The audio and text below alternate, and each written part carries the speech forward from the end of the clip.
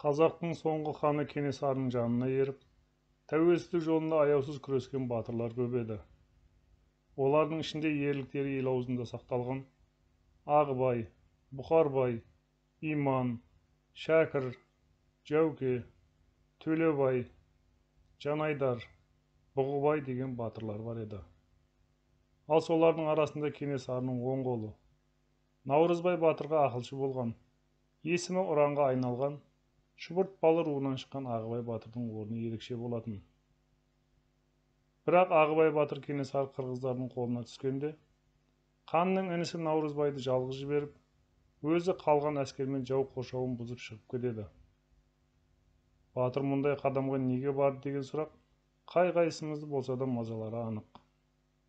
Ендеше жауапты бірге іздеп көрейік. Соңғы шайқаста Кенесары қырғыздардың қолына түсіп, Ағыбай батыр бастаған әскер қоршауда қалады. Сонда Ағыбай мен Наурызбай бастаған батырлар жиналып, ақыл кеңес құрады. Сонда Наурызбай күштің сарқылғанына қарамастан, қалайда Кенесарыны құтқарып қарсы шығайық деп ұсыныс айтады. Сонда Ағыбай батыр: Науанжан, Кенені өлтірмес, құрылған қақпаннан аулақ болайық, жауға жем болмайық. Аз ғана күшімізді жинап, қоршаудан шығып қырғыздарға елші жіберейік. Олай болмаса жаудың зеңбірегінен қанымыз төгіледі. Әркім бет-бетімен қашады деп тоқтатпақ болады. Бірақ Наурызбай көнбейді. Ей Ағеке, екі қатынның баласы екі рулы ел деген. Мен Кене ағамды не жаудан арашылап алайын, не бірге өлейін деп аз ғана төлеңгіттермен шаба жөнеледі.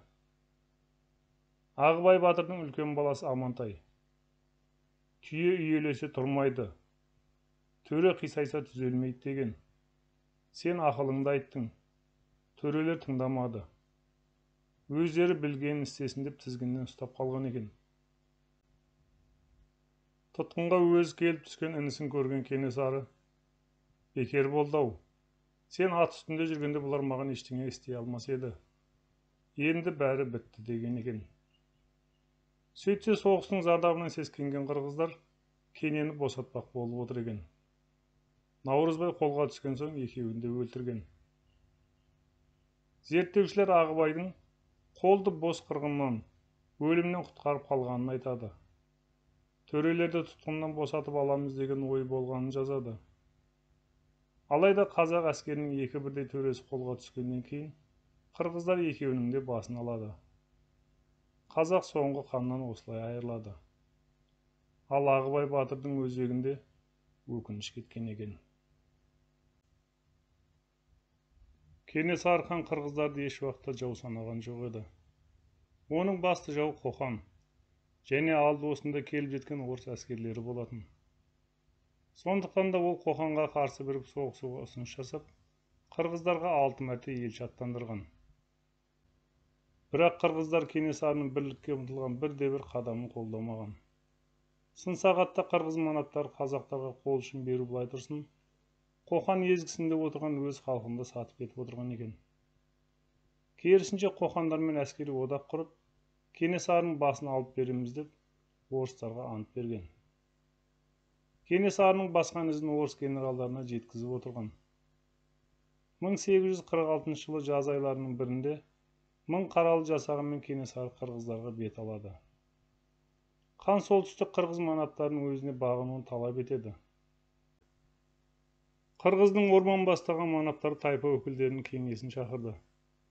Тайпа өкілдері қазақ ханының талаптарын орындаудан бас тартады. Орыстың генерал-губернаторы Капшевичке өздерінің Кенесарымен соғысатынын хабарлап, одан көмек сұраған. Сол кезде орман манап бастаған қырғыз беодалдарын сескендірген нәрсе биліктен айырылып қаламыз ба деген қауіп еді. Кенесары хан 1847 жылы 10 000 сарбазымен қырғыз елінің солтүстігіне басып кіреді. Кенесары ханның қырғыз жасағымен соңғы шайқасы 1847 жылдың 17-25 сәуір аралығында Тоқмақтың шығыс жағындағы Кекілік Сеңгір тауының бөктеріндегі Шу өзеніне 1-2 шақырымдай жердегі Майтөбеде болды. Қырғыз-қазақ зерттеушілерінің болжауынша, қырғыз манаптарының жасағы генерал Вишневскийдің пулемет және зеңбірекпен қаруланған офицерлері мен солдаттары және Қоқан хандығының сарбаздарының саны 100 мыңдай адамды құраған екен. Бас қолбасшылық орманның қолында болған. Кенесары қолы өзінің 10 есе басым күшпен 3 күн бойы соғысқан. Шешуші шайқас қарсаңында Рүстем төре мен Сыпатай батыр соңына ерген жасақтармен ұрыс алаңын тастап шығады.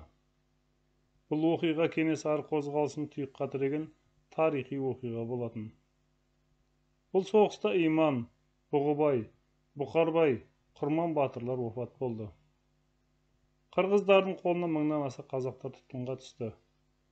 Тұтқынға қалғандар арасында Кенесары хан, сұлтандар Құдайменді, Ержан және басқа да 32 төре тұқымдары болды.